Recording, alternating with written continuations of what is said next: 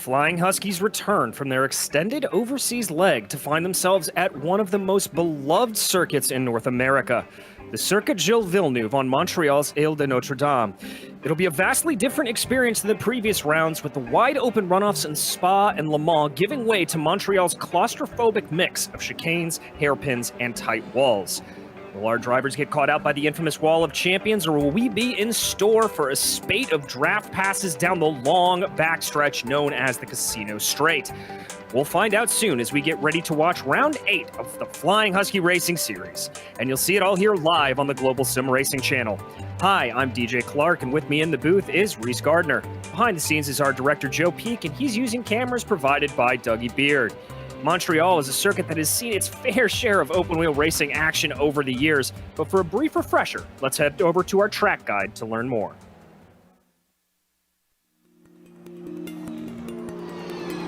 Welcome to Circuit Gilles Villeneuve.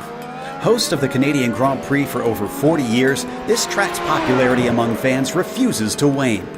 Although it has gone through a few alterations in its history, the nature of its layout has remained pretty much the same. That nature, of course, is that its 14 turns are mostly chicanes, split up by long straights to add up to a 2.7-mile street course-like canyon of a track. These 4.3 kilometers are mainly made up of actual streets on the man-made Ile Notre Dame, though portions are specifically built for the racetrack. But whether or not fans consider it a true street course, the close barriers that line the majority of the track don't care what you think.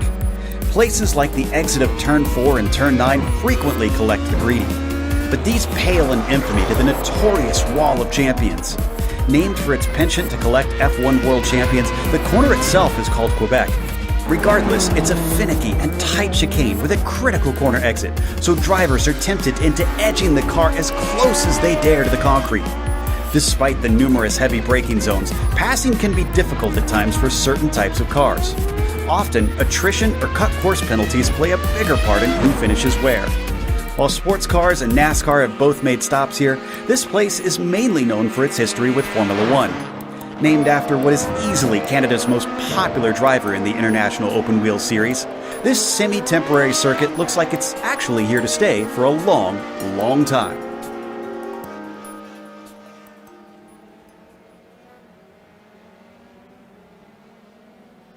Well, Reese, this circuit has been home to some of the more memorable races in Formula One's recent history, but how do you think these Formula 3 cars are going to handle this circuit? Well, they're slower for a start, which means they're not going to build up as much speed on the long straights here, but they'll still be very sensitive to the many chicanes that pepper this layout, and the curbs as well. Using the curbs correctly around Montreal is crucial to lap time.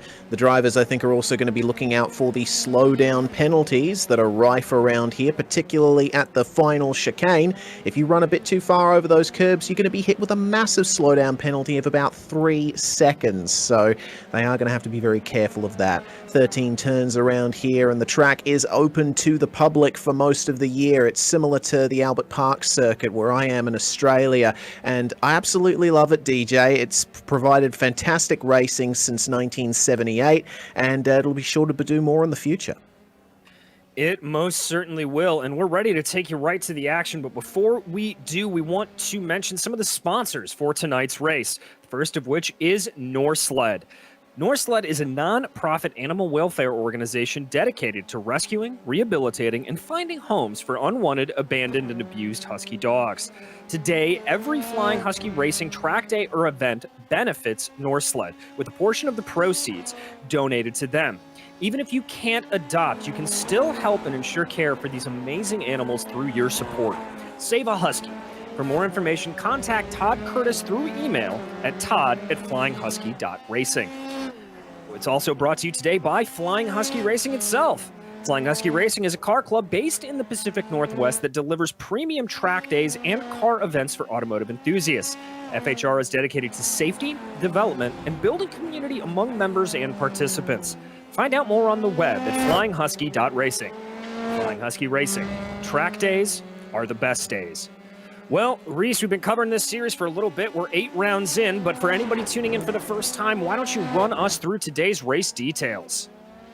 It's the same story as usual throughout the season. The drivers are dealing with a fixed setup there, so they can't change anything except for the brake bias, or they're about 25 minutes, so it's a short and sweet affair, but they do have a fast repair available if things go wrong out there, which I'm sure there's plenty of risk of, because, I mean, you can see it from the footage behind the graphic here. The walls are close at all times here at Montreal, and of course the track does have a pretty high average speed, with the speed reached down these straights, so the drivers once again going to have to be very careful of damaging their cars. They oh dear, and that is one thing that they are going to have to look out for, the pit entry. It's something that I've highlighted in other broadcasts that I've done at this circuit.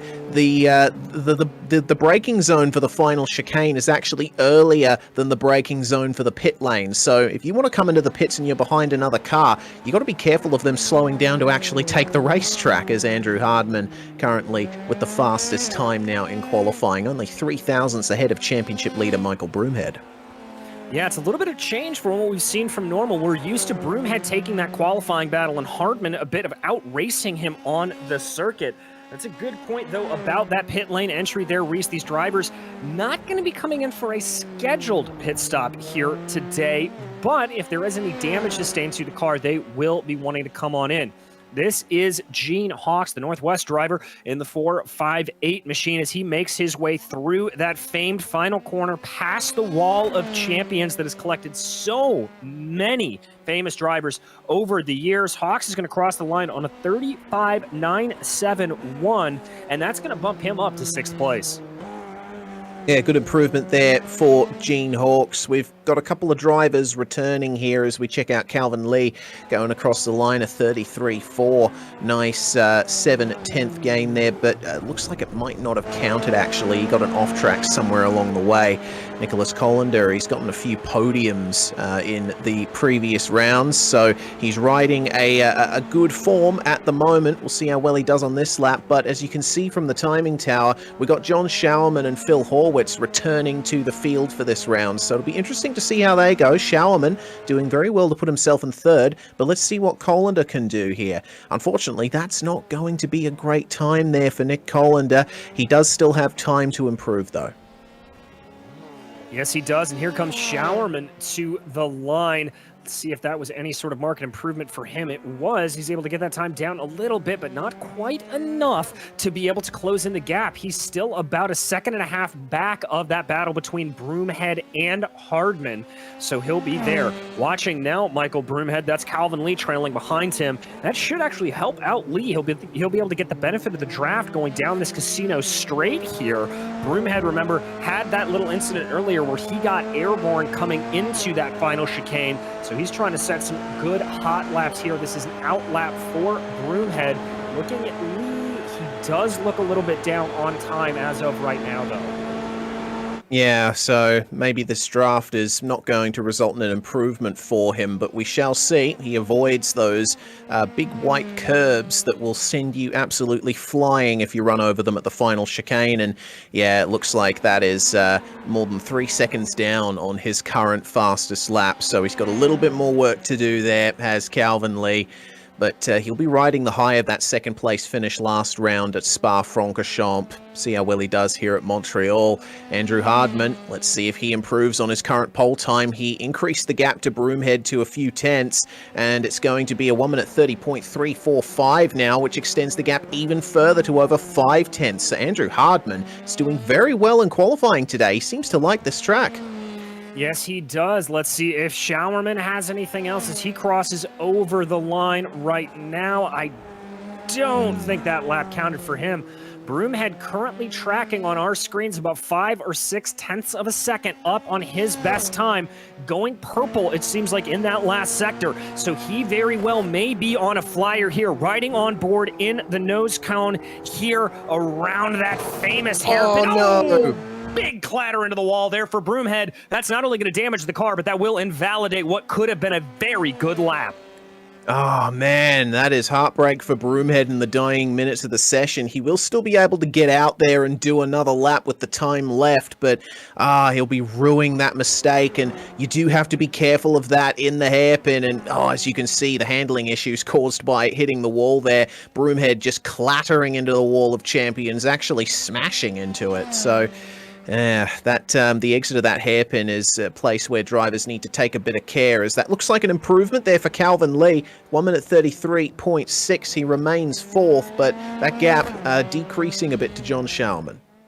Yeah, he'll be pleased with that. There's Hardman looking purple going through that last sector, so he may have a little bit more speed here in that car. No, my timing screens lied to me. He got a little bit squirrely coming out of that final chicane, so Hardman not able to improve, but still has a 0.5 of a second gap over Broomhead. That's going to be Nicholas Colander with about a 0.6 of a second improvement, but that lap didn't count for Nicholas, so he is going to have to try to re-rack again here. A lot of these drivers falling afoul of track limits. Yeah, and Broomhead tried to do another outlap, but he crashed in the first sector, so he's back in the pits now as Hans Salnave sets a 1:38.3. Doesn't quite get near his current best of a 37.0. Time's running out here for Broomhead to try and snatch pole from Andrew Hardman. He's not back in the car yet, so I think that might be session done for the championship leader. It's all down to the other drivers now to see if they can get close to the top two. Yeah, just trying to get that down. The gap to the leader is absolutely massive. About 2 seconds for John Schauerman back from our leader right now. But here comes Gene Hawks out of that final corner. Winning the car down the front straightaway here. He's not going to be able to improve. That's unfortunate. He might have been able to get a couple more hundredths out of that if he'd stuck to the right down the pit straight. That's technically the shortest way to the start-finish line, and but a lot of drivers tend to run it out a bit to the left on their way up to the start-finish line. As you can see, Andrew Hardman is somewhat doing that, but he largely sticks to the right there just to shorten the run to the line, and that is another improvement there. Hardman on fire today. Yeah, he is really on fire, and a lot of people will remember those differences in racing line, let us call it, from that famous race back here in 2011, in contact between then McLaren teammates Jenson Button and Lewis Hamilton on what those laps looked like. Slow down there for John Schauerman before he came to the line, so not exactly what that was. I'm sure what that was for him. Looks like our next driver to cross is going to be Hans Salnave. He's looking like he is about even with his previous laps. Let's see if he's got anything in that number 6. No, he is going to be slow. Yeah, Hans Salnave, I think, struggling to find a bit of pace here at the end of the session, but he'll probably still have a good battle with Gene Hawks when we get into racing conditions. They are pretty close to each other in terms of times. Speaking of Hawks, he's coming up to the end of a lap now, and a 35.9 is the time that he needs to beat. Not carrying a huge amount of speed through the chicane, but keeping it nice and safe. Making sure that he gets to the line, and that is going to be a 7/10 improvement there for Gene Hawks. Good stuff. Good job there for Gene, as behind him, Calvin Lee tried to go a little bit faster. Looked like that time was invalidated. That is your pole sitter doing what has been done many times here and finding those outside walls. Here is Michael Broomhead, though, trying to heat up those tires as much as possible. Pretty hot track conditions out here today, Reese. It's 94 degrees Fahrenheit, 3 miles an hour of wind, and 46 degrees humidity, or percent humidity rather. So there'll be a lot of heat in those tires, and I'll let you do the metric on that because I can't do that math in my head. Yeah, of course. It translates to 34 degrees Celsius and 103 kPa of atmospheric pressure as Broomhead begins his final attempt here at a qualifying lap. And oh no, it's all gone wrong for him there. He's just pushing too hard here at the end of the session. He managed to cross the line in time to start another lap before the session ended, but it's not going to pay off. No, it's not, and that's an easy thing to do there as Hans Salnave is unable to improve on his time. That Senna S, it's very, very easy to get yourself psyched up and to try to get on the throttle a little bit too early coming through there. It's a corner where you got to be very, very patient. But as time is done, checkered flag is flying. Let's watch and see Calvin Lee making his way into that final chicane. Let's see if he can improve on a 132.4. Indeed, he'll have to set another 32.4 here, but it's going to be a 34.0 there for Calvin Lee. That is a shame. Very close to John Showerman. They're only separated by 700ths, so that was potential improvement there for Calvin Lee. Not going to happen. Gene Hawkes, and that is certainly not the kind of lap time that he would want to see on his dash. What about Nicholas Colander? The gap to Phil Horwitz is about 0.5 of a second. So a lot of work here for Nicholas to do. Let's see if he's got enough coming up to the line. 132, 133, and it's going to be a 1:34.0. That's a 1/10 improvement. Not going to be enough to get up a position, though. And Showerman missed it by about 0.04 of a second as well. Villenueve, I believe, crossed the line before this session ended, but let's keep an eye on him just in case here. Villenueve currently tracking a little bit slower than his best time, so he may not be able to get that run to the line as it ticks over 137. Yeah, that's going to be a bad lap there for Villenueve. That's going to wrap up our qualifying, and a little bit of a change at the top. Andrew Hardman taking the pole here. We've seen Michael Broomhead kind of be the one to dominate qualifying, and Hardman outrace him. Bit of a reversal in fortune here today. Yes, indeed. So it seems here in the late season, Andrew Hardman really coming to the fore. But Broomhead's gap in the championship is going to be very difficult to overcome at this point unless there's something that happens to Broomhead like we saw at Spa last week, where Broomhead lost it by himself on, I think, either lap 1 or lap 2, and left the door open for Hardman to cruise to victory. He'll be certain not to let the same thing happen tonight as we go through our starting grid. Well, starting off in that pole position, it will be Andrew Hardman, followed by Michael Broomhead, with John Showerman and Calvin Lee rounding out in row 2. Phil Horwitz is going to be in 5th, followed by Colander, Hawks, and Villenueve. And we're ready to go. Lights are already out here. Apologies for that. Wow. They got gridded up very, very fast. That's a good jump for Andrew Hardman at the front of the field. Looks like that's a slow getaway for John Showerman, but they're going to be relatively single file going down into the Senna S. And you know what? Just like last round at Spa, Broomhead jumped the start, so he's going to have a penalty hanging over his head, I think. That's already one thing he's not going to need here tonight. And oh, there we go, spinning on the opening lap, Michael Broomhead. He's going to go all the way to the rear of the grid. And just to add to it, he posted a message in the InSim text chat talking to us saying that they have to pit this race. They don't have enough fuel to make it to the end. Goodness gracious, we already had another go-around. That was Showerman getting into the wall. That's collected. Villenueve behind him. Looks like Gene Hawks is able to thread his way through. But now we continue to follow here. Everybody going around. That is Calvin Lee on your screen. Lee currently in 2nd place as Andrew Hardman out front. Goodness me. And John Showerman now back to the pits and out of the car. So a disappointing first lap for many of our drivers here today. Villenueve is still limping back to the pits, I believe, but Hardman, Lee, and Colander undeterred in the top 3 up at the front. They've already pulled some massive gaps between themselves, so this is setting the stage for how the race is going to go. However, as I mentioned, they are apparently going to have to pit for fuel, so there's going to be some rejigging of positions there. And I thought for a moment I saw a car come into the pits, but now there is a car coming into the pits. It's Broomhead to serve as jump start penalty. It is indeed, so he's going to have to come through on that, work his way up through the field a little bit. That is him. You can see him doing that that penalty, as you said there, Reese. Also in the pits, Showerman took a tow after that heavy impact. He is already a lap down, and there goes Broomhead. But there is your leader, Andrew Hardman. He's already pulled out a gap of about 3 seconds to Calvin Lee behind him.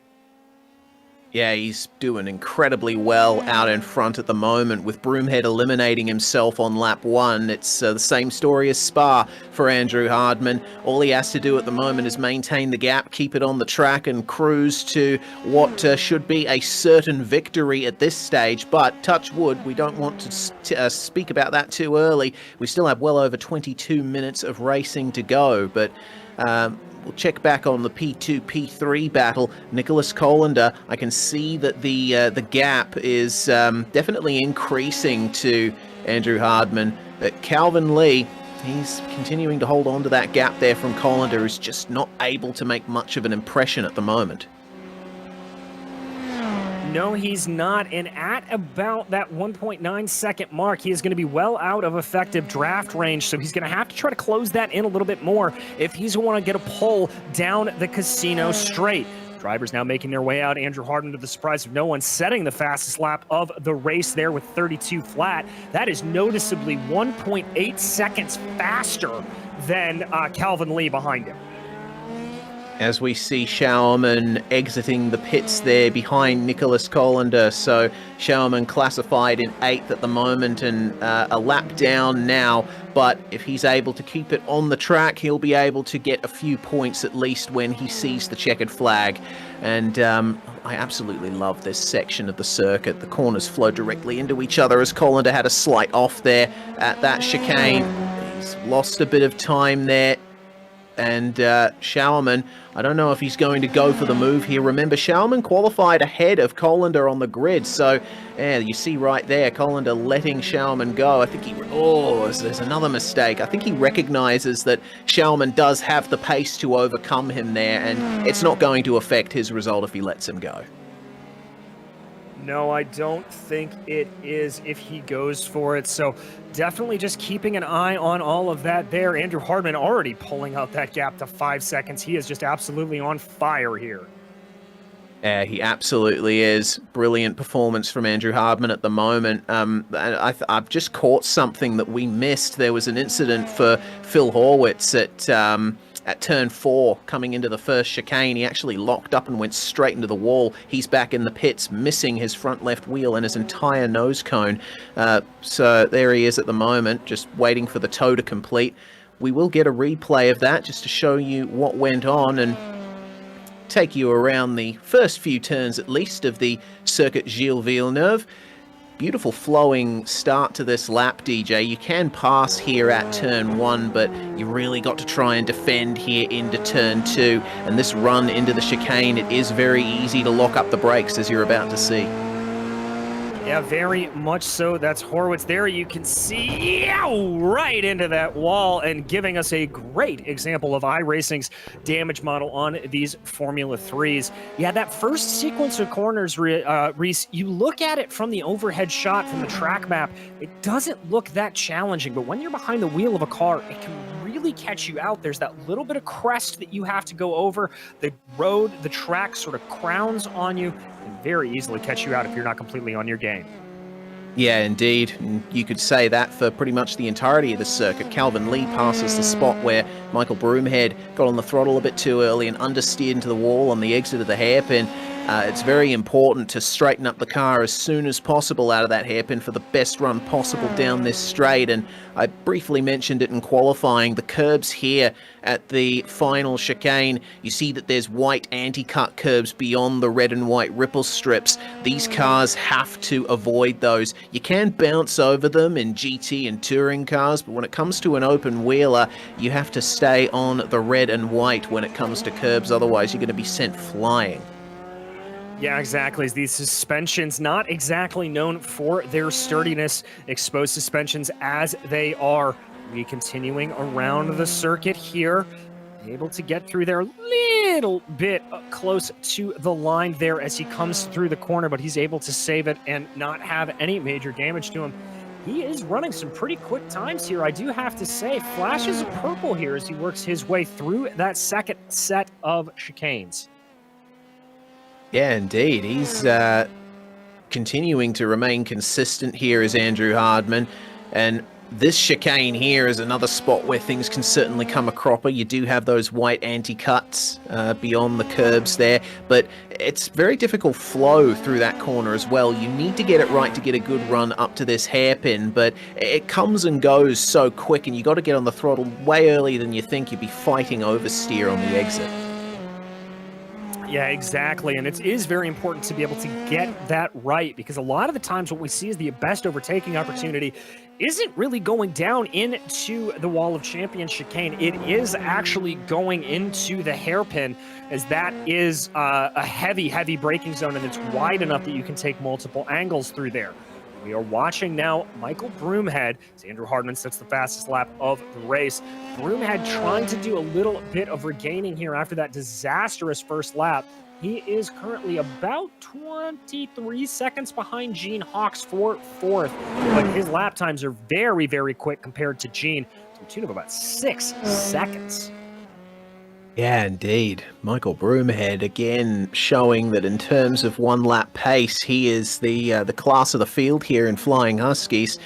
And a beautiful tracking shot here through the hairpin. You really get a sense for how tight it is. The slowest corner on the circuit. One of the slowest corners in Formula One as well.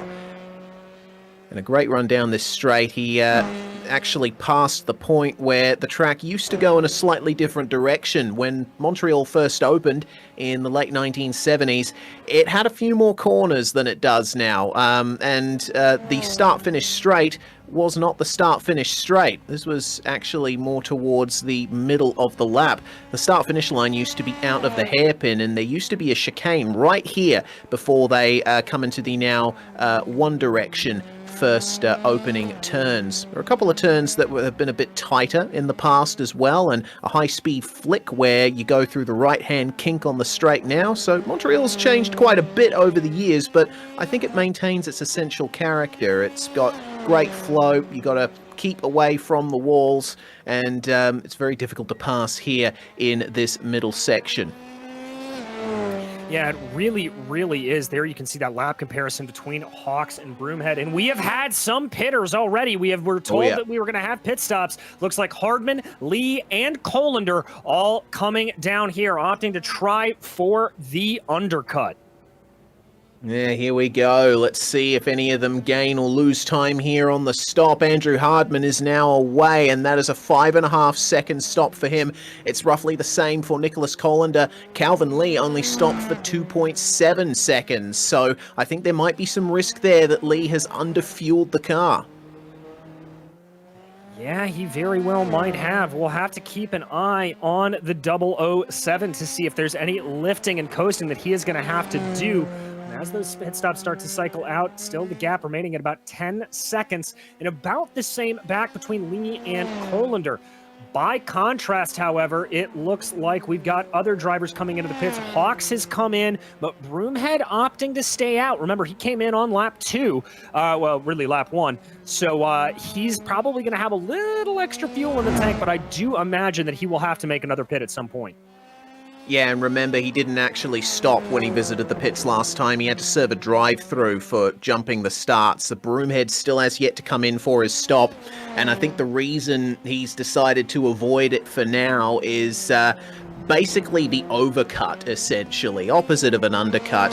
You keep driving out there, and if you have the pace over your rivals, which unquestionably Broomhead has at this point, and he'll be able to extend that gap in clear air and not have to worry about navigating past the likes of Gene Hawks on track, as Calvin Lee is slow out on track, thinking that might be the first clue that something did go wrong for him in the pit stop. Let's take a look back on replay here. Did he get a cut course? Did he smack the wall? No, he just slowed down out of the hairpin. No acceleration. He's out of fuel. He is out of fuel. He is out of fuel. He did not put fuel into the car. That is the problem. Oh, man. That is a huge shame there for Calvin Lee. And unfortunately, you know, pit lane entry tantalizingly close. Looking at Broomhead, he actually has a stop of 34 seconds recorded, so I might have to correct myself from before, DJ. I think he might have taken service in the pits. We'll still have to wait and see, though, whether or not he has to make a second visit down the line, but I do feel bad for Calvin Lee there. You know, running out on the straight, coming up to pit entry, such a painful spot to lose out. Well, that feeling of running out of fuel on circuit is never good to feel. I can tell you from experience that happened to me in a race last week that I ran out coming out of turn 2 on an oval. Oh, man. Yeah, it was not fun, but we continue to watch Andrew Hardman here coming out of the Wall of Champions. He has been absolutely flawless, as we are pretty used to seeing. But I'm wondering if we can maybe jump back here a little bit. John Showerman, remember, he had that big issue at the start. He currently runs 6th, but he is on the way to tracking down Hans Salnave in front of him.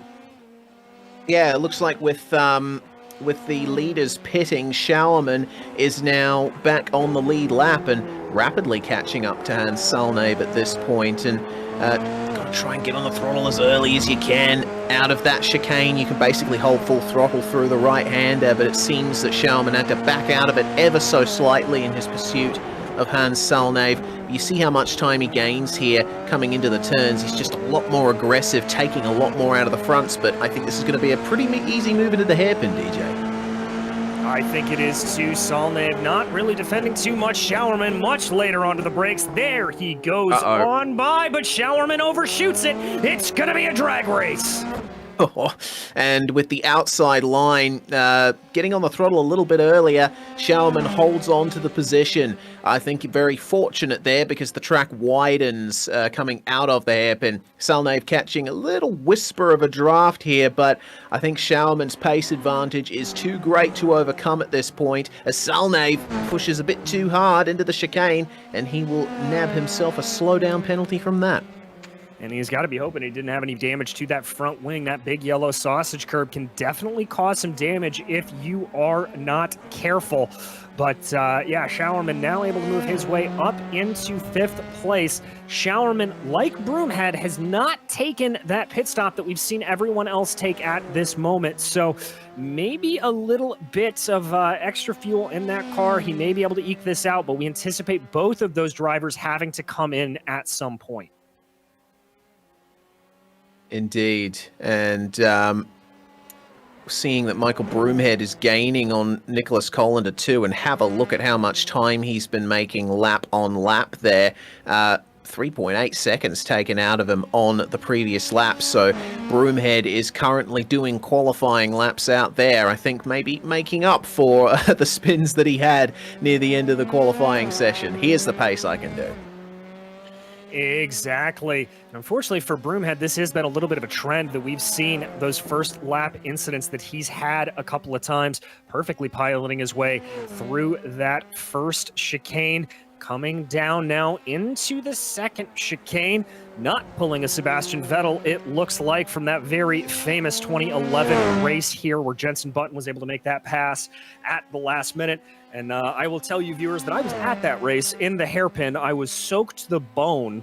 It was very, very chilly, and my father will love to tell you the story of how he was worried about me getting hypothermia, and I looked him dead in the eye and said, there is no expletive way I'm leaving this track. Yeah, and too right as well, because that turned out to be one of the coolest Formula One races of all time, that marathon 4-hour Canadian Grand Prix. You know, that this track has had quite a few memorable races over the years. We had Lewis Hamilton's first race victory. We had Daniel Ricciardo's first race victory, very important to me as an Aussie. Actually, fun fact about that, I went to the Motor Museum at Whiteman Park as we see a car coming out of the pits there. That's Calvin Lee, so looks like he's topped up the tank there. But I think very, very prescient that we're focusing on the Red Bull liveried car, because Daniel Ricciardo's Red Bull, the very car that he won the Canadian Grand Prix in 2014 in, is actually on display at local motor museum where I live.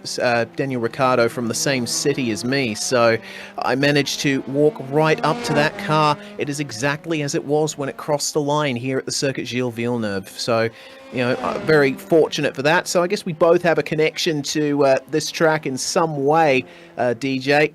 Certainly enjoying seeing more racing here. Most certainly, and Reese, you and I are living parallel lives actually just down the street from me here in Los Angeles. They have an excellent display of Formula One cars, including Jenson Button's winning car from that race in 2011. So there you go. Nice. Very nice. Love seeing those bits of motorsport history like that as Broomhead continues to make up the gap here on Nicholas Colander. Colander up 4 positions from where he started, so it's been a successful race for him so far, but he might be turning into an up 3 driver pretty soon as Broomhead hits just nearly 160 miles an hour down the straight, and you see how rapidly you have to work the wheel to get yourself through that chicane. The corners come so thick and fast here, especially in an open wheeler, that you're almost driving 2 or 3 corners ahead of yourself at a place like this. Yeah, indeed you are. You really have to focus up the road as Broomhead gets through the Senna S nice and easy. Remember, though, we're not sure about Broomhead's fuel strategy, so he may have to drop back here. Just under 7 minutes to go. Certainly has a lot more speed than Colander, but it's gonna come down to whether or not he is gonna have to duck into the points. And also, by the way, speaking of great races at this track, it was also Robert Kubica's only win in Formula One as well.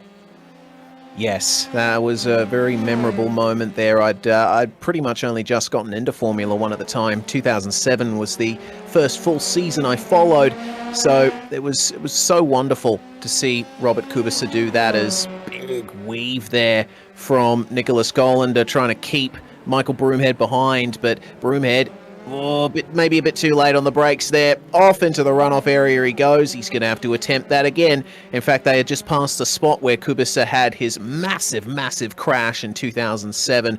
So good that race cars are as safe as they are today. Otherwise, Robert Kubica might not be here today. That said, you know, his later crash in a rally car nearly took his life. So been very lucky in many ways as Broomhead's still trying to line up a move on Nicholas Colander here. Immediate draft break there from Nick.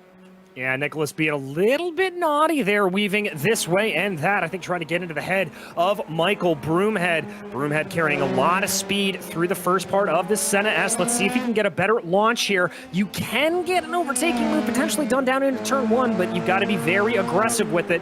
I don't think he's going to quite have it there, and indeed, no, backing off a little bit, but look at that closing speed here from Broomhead. He got a good jump off of the line. He may try to poke his nose to the inside, now switches back to the outside. He's going to stay in line here through that second set of chicanes. I think that was a little bit of a lockup from Colander. Broomhead still applying pressure down into the third chicane. Broomhead tries, but Colander gives him a little bit of a fade. Now Broomhead moves back to the outside, now back to the inside, going this way and that. Later on the brakes is Broomhead, and he's finally got it done. Finally. Wow, that was a good battle there between those two. Colander really aggressively defending. He did not want Broomhead to get by, but wow, Michael is really mixing it now with these top drivers. Calvin Lee, they're currently a lap down, or thereabouts, 2 laps down actually, going for a bit of an adventure at the hairpin. Colander just trying to snatch a bit of draft off him to stay within range of Michael Broomhead, but you can see with that exit from the hairpin, Broomhead already getting away as we focus back here on Hawks and Showerman. Showerman starting to catch back up here after his earlier incident, and it seems really gaining on Gene Hawks. Have a look at those lap times.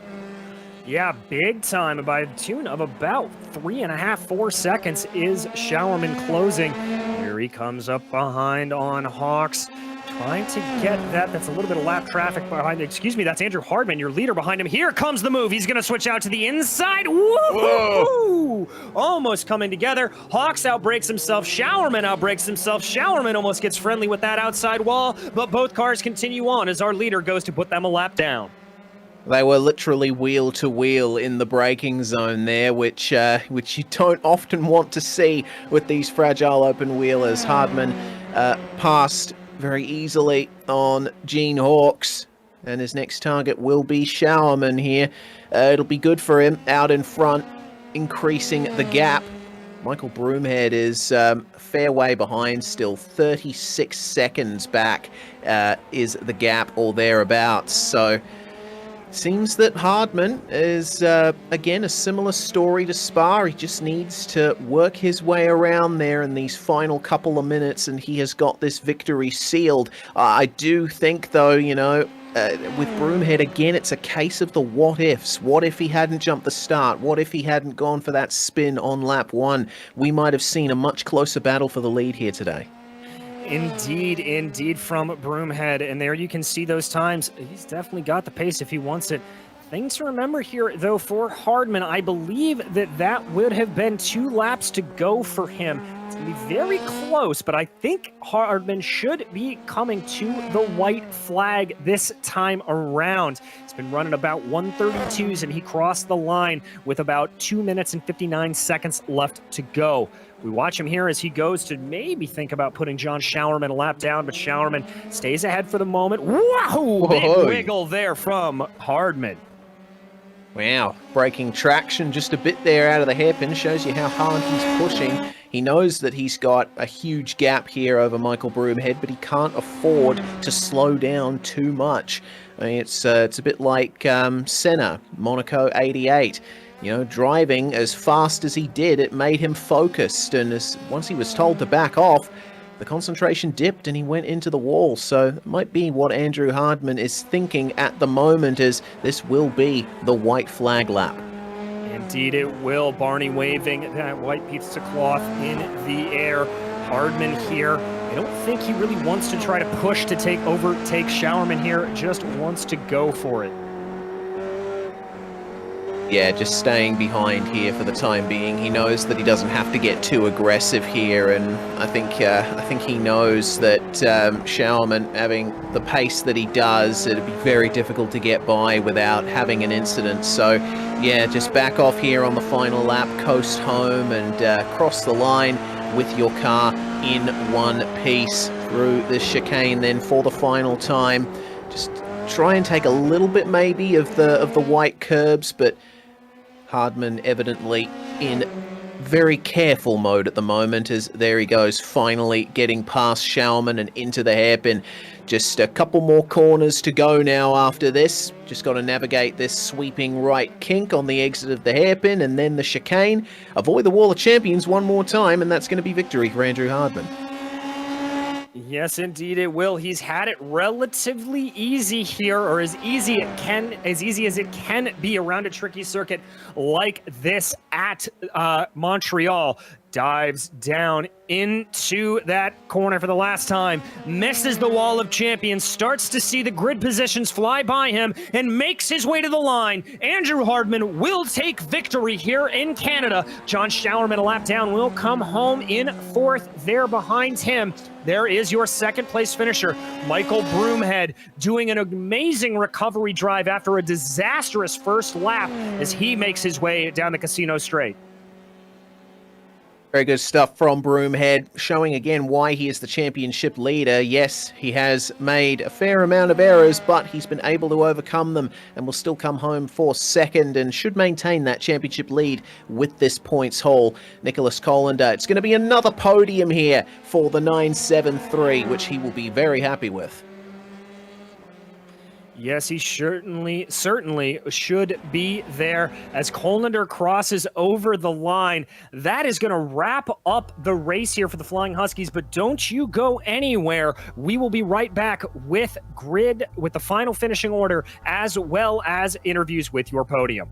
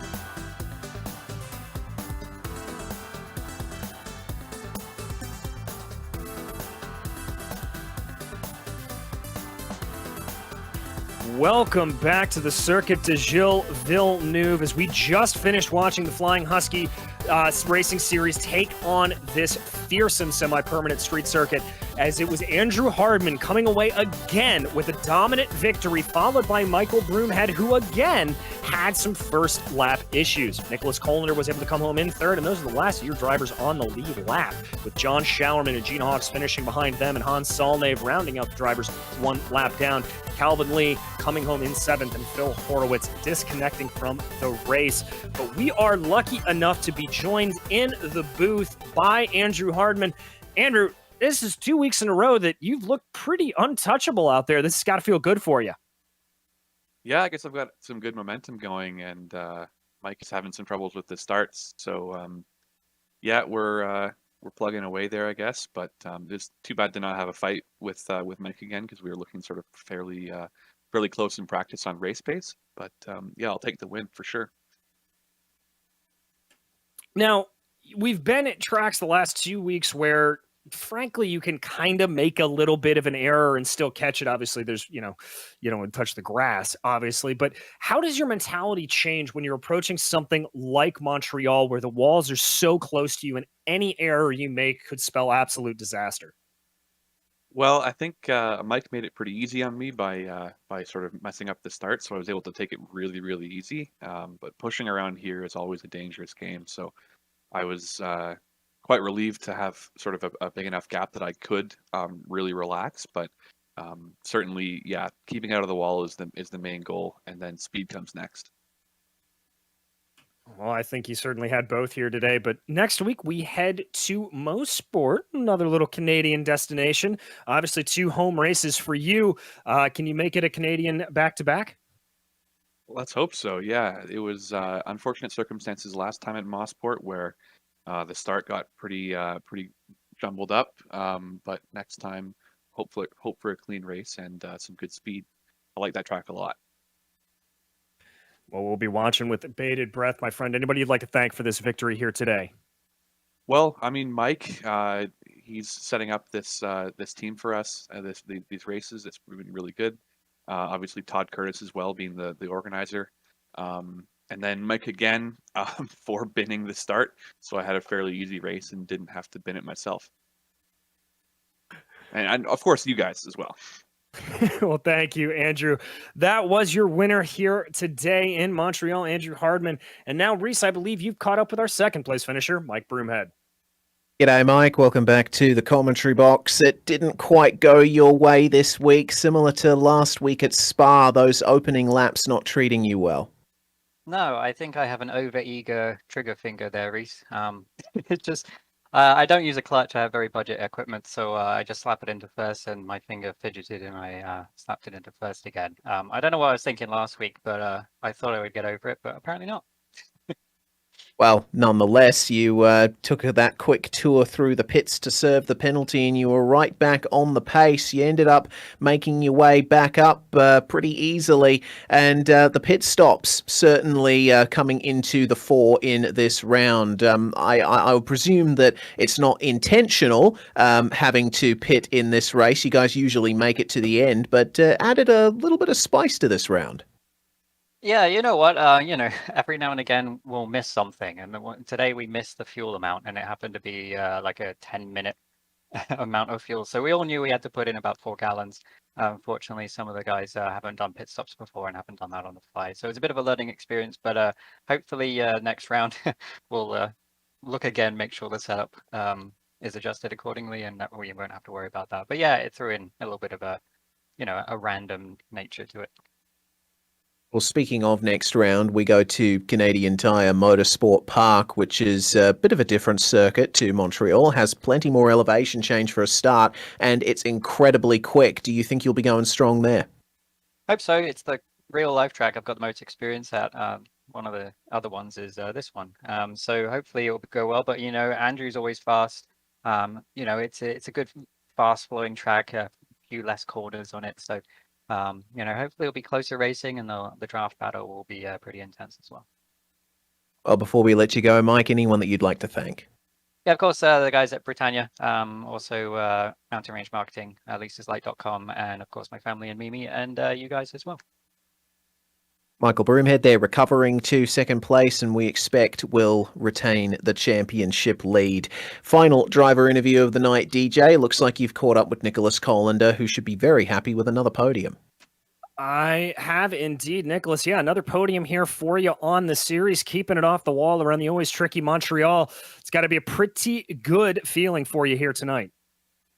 It's always fun when you get a chance to hang out with the buddies, the Flying Husky crew, with GSRC guys, you know. It's just always a blast either way, you know.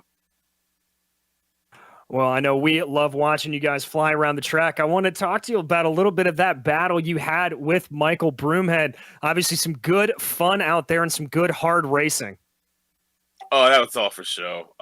Full disclosure, Mike was just toying with me. I have no speed on this track, so we were just having some fun. Yeah, I wish I could be more straightforward and say I almost had him. No, it was essentially like the movie Jaws. I saw him coming in my relative, and I knew there was just too much time to keep him off. This is probably one of my slower tracks, but it favors my driving style, similar to Long Beach, because I'm pretty consistent. Like I'm not going to hit that damn ball, you know. So if I can just finish the race, things typically turn out good for me. That's always my mentality as well. Do you think you'll have a little bit better speed then next time when we head out to Motorsport, or how do you think that's going to go? We got Motorsport next. Yeah, I should be better there. And then the rest of the series, I think we got Monza and Lime Rock as well, which are some of my favorites. But I'm happy to get this one out the way. Shout out to Calvin. You know, we finally got that little battle we wanted. I think he ran out of fuel. Just honestly made the typical refuel mistake we've all done. Didn't click the little box, but I bet you he won't do it again. I look forward to battling with him again in the future. Yeah, we were a little upset that we were deprived of that battle as it was shaping up a little bit there. But anybody else you'd like to thank here tonight?